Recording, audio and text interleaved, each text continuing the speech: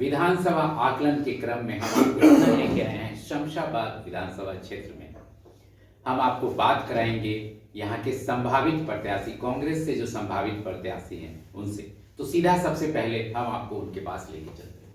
एक परिचय है हमारे दर्शकों को। नमस्कार, मैं शिवेंद्र प्रताप सिंह, पूर्व महासचिव मध्य प्रदेश युवक कांग्रेस। जी, बहुत बहुत स्वागत है आपका। इस बार आपके नाम की चर्चा मध्य प्रदेश में, ये शमशाबाद विधानसभा में लोग कर रहे हैं संभावित प्रत्याशी के रूप में। कांग्रेस किन मुद्दों पे शमशाबाद विधानसभा में चुनाव लड़ रही है? देखिए, शमशाबाद विधानसभा जो है वो पूर्णतः ग्रामीण क्षेत्र है, पहली बात ये है। उसमें शहरी क्षेत्र है नहीं। अभी अभी शमशाबाद नगर परिषद बनी 1-2 टर्म पहले जी। उसके अलावा पूरी ग्रामीण विधानसभा थी वो। तो जाहिर सी बात है, सारी समस्याएं जो है वो ग्रामीण ही हैं। जो समस्या उत्पन्न हो रही ग्रामीण। अब ग्रामीण है तो किसानों की समस्याएं हैं। किसानों की समस्या हुई बिजली, पानी, सड़क, फसल और जो बच्चे हैं उनका भविष्य क्या हो जी। अब मैं आपको बताऊं कि शमशाबाद में 3 तरफ बांध है जी। उसके बावजूद भी 75% जो भूमि है वो असिंचित है। ये एक बहुत बड़ी समस्या है। और ये जो हमारा आकलन है, ये एक प्रायोजित प्रशासनिक फेलियर हुआ है वहां जी, कि 75% किसानों के पास नहर की जी, या लिफ्ट इरिगेशन की किसी की सुविधा नहीं जी।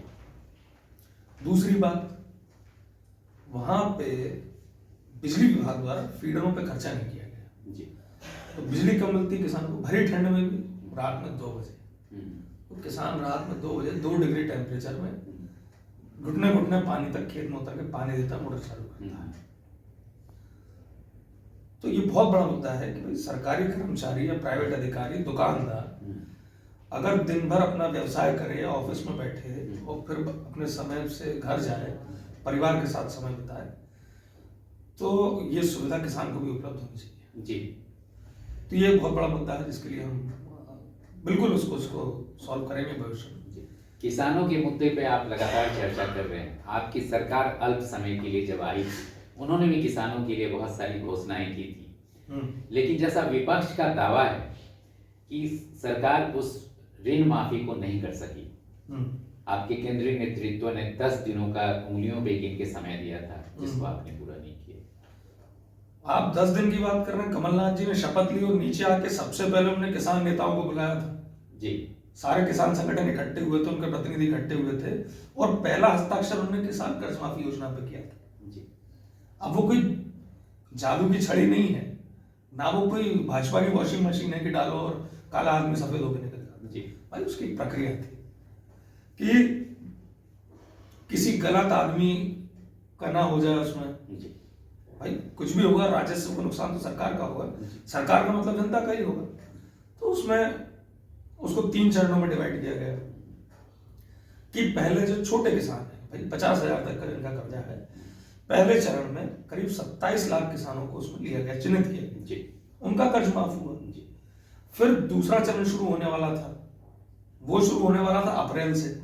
मार्च में सरकार गिर गई, वो अप्रैल से शुरू होने वाला था। इसलिए उसमें 50,000 से 1 लाख तक के कर्ज जिनके हैं वो किसान होने वाले थे। और उसके बाद गांधी जयंती 2 अक्टूबर 2020, उससे तीसरा चरण शुरू होने वाला था। उसमें 1 लाख से 2 लाख तक के किसानों का कर्ज माफ होने वाला था।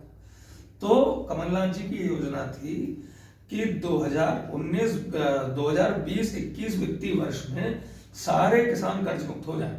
वो चल रहा था जी। चलिए, आप सुन रहे थे श्री शिवेंद्र प्रताप सिंह को, युवा और शमशाबाद क्षेत्र में प्रबल दावेदारी इनकी कांग्रेस से है। जानना चाहेंगे 2018 के बाद से तो लगातार लोग जीतते हैं कांग्रेस की टिकटों पे और चले जाते हैं भाजपा में। इस तरह की स्थिति से फिर कैसे निपटने जा रहे हैं आप? साहब, हम नहीं निपटेंगे, जनता निपटाएगी जी। हम तो एक माध्यम है जी। और रही बात इसकी, तो मैं आपको बता दूं जी कि भारतीय जनता पार्टी द्वारा जी ये सरकारी संस्थाओं का जो निरंतर दुरुपयोग किया जाता है व्यक्तिगत दबाव बनाने में, उसमें वो लोग बह जाते हैं जिनको जनता से ज्यादा अपनी व्यक्तिगत छवि की चिंता है। उसका क्लियर कट उदाहरण है हमारे पार्टी में रहे महाराज सिंधिया जी। उनके ऊपर ईडी और सीबीआई का सीधा दबाव था कि आपके इतने हजार करोड़ की संपत्ति ग्वालियर चंबल क्षेत्र में राजसद हो जाएगी और आप पे जांच कमेटी बैठेगी गबन की। क्योंकि मैं ऐसे कई लोगों को जानता हूं जो कागज रखे बैठे हैं कि कितनी फर्जी रजिस्ट्रियां हैं, एक से एक महंगी जमीनों की उनके पास, उनके ट्रस्ट के नाम पे, वो सारी चीजों में फंसते जेल जाते हैं जी। तो अपने जेल जाने के चक्कर में उस आदमी ने व्यक्तिगत छवि धूमिल ना हो इस चक्कर में लाखों कार्यकर्ताओं को ठेस पहुंचा। ये तो आप बात कर रहे हैं कि भाजपा से आप कैसे निपटेंगे, लेकिन जो आपके अंदरूनी कांग्रेस में वरिष्ठ कांग्रेसी भी आपके क्षेत्र के बोल रहे हैं कि कांग्रेस अगर हारती है तो कांग्रेस के कारण, ऐसी स्थिति से कैसे निपटने के लिए आप अपनी क्या नीति बना रहे हैं? देखिए, हम अपने स्तर पे सामंजस्य जितना बेहतर से बेहतर हो सके हम बनाने का प्रयास कर रहे हैं। मैं मेरी बात करूं तो मैं मेरी कॉन्स्टिट्यूएंसी जहां से मैं प्रयास कर रहा हूं सबसे युवा हूं, तो मुझे जिनसे समन्वय बनाना है वो सारे मुझसे वरिष्ठ हैं, कई सालों का राजनीतिक अनुभव रखते हैं जी। तो अगर मुझे उस मैदान में वहां पे आना है तो सबसे पहले तो आशीर्वाद उनसे ही चाहिए जी। चाहे वो डॉक्टर मेहताब सिंह जी हों जी, चाहे षणमुख सिंह जी हों जी, इन सब से तो आशीर्वाद मुझे चाहिए जी। और मुझे पूरा भरोसा है सबका आशीर्वाद मेरे साथ रहेगा जी। युवा हैं, 2 बार से लगातार कांग्रेस वहां से हार भी रही थी, और अगर आपके कोई 7 बार से आपके कोई प्रश्न अगर होते हैं तो निश्चित कमेंट बॉक्स में लिखें, हम आपसे पूछ के आप तक जवाब जरूर पहुंचाएंगे। हमारे मतदाता जो आपके क्षेत्र के जानना चाह रहे हैं कि जब आप सदन में जाएंगे तो श्री शिवेंद्र प्रताप सिंह पहला प्रश्न सदन में शमशाबाद के लिए क्या करेंगे? मेरा पहला प्रश्न ये होगा, क्योंकि हमारी विधानसभा में लगभग 62 से 63% जो वोटर है, चाहे वो मतलब पुरुष भी हो सकता है, स्त्री भी हो सकती है, लेकिन वो युवा श्रेणी में आते हैं 62 से 63%। और उनमें भी आधे ऐसे हैं जिनने अभी कॉलेज पास किया है या कॉलेज में हैं, युवा है मतलब 18 से 25 साल के बीच में। तो ये बहुत बड़ा नंबर होता है। उनके भविष्य का क्या उनके भविष्य के लिए आपने अभी कुछ नहीं किया। मैं आपको बताऊं, ये मेरी व्यक्तिगत योजना के हिसाब से बता दूं मैं आपको, हमारे यहाँ के बच्चे किसानों का खून रखते हैं साहब, इतना मजबूत हाथ पैर है उनके। अगर खेल के क्षेत्र में ही शमशाबाद में एक बढ़िया इंफ्रास्ट्रक्चर तैयार किया जाए तो मेरी समझ से पंजाब हरियाणा के बच्चों को ऐसी तगड़ी टक्कर मिलने वाली है कि वो भी याद करेंगे कि यार ये कहां से आ गया नया टैलेंट। खेल एक बहुत महत्वपूर्ण जगह है। दूसरी बात, क्योंकि किसानों का क्षेत्र है, देखिए खेती को अगर आपने एक अच्छा स्वरूप दे दिया तो उसी के अकॉर्डिंगली वहां पे संयंत्र लगना शुरू हो जाते जी। जैसे आज से 5-7 साल पहले तक हमारे यहाँ धान नहीं होती थी जी, चावल नहीं होता था, अब खूब चावल हो रहा है। तो धीरे धीरे अगर आप देखेंगे तो पिछले 2-3 सालों में 4-5 राइस मिल वहां स्थापित हो गई जी। अब इसी तरीके से अगर हम और चीजों को वहां पे जोन बना के किसानों को प्रोत्साहित करेंगे, भाई ये जोन है आप टमाटर होगा, तो हो सकता है मैगी वहां प्लांट लगा दे टमाटो केचप लाने का। कई जो पानी के पास वाले क्षेत्र हैं वहां पे हम और भी सब्जियां लगवा दें तो और तरीके के फूड प्रोसेसिंग यूनिट लग सकते हैं। गन्ना हमारे नहीं होता, किसी जमाने में हुआ करता था, हमारे मतलब बाप दादा बताते हैं कि गन्ना बहुत होता था। फिर गन्ना होने लगेगा और गन्ना होने लगेगा तो हो सकता है शुगर मिल हो जाए, और शुगर मिल लग गई तो वैसे किसानों की बल्ले इस क्षेत्र में हम काम करें। भ्रष्टाचार, रोजगार, किसान, ये सब प्राथमिकताओं के साथ ये चुनाव में कांग्रेस इस बार शमशाबाद विधानसभा चुनाव में उतर।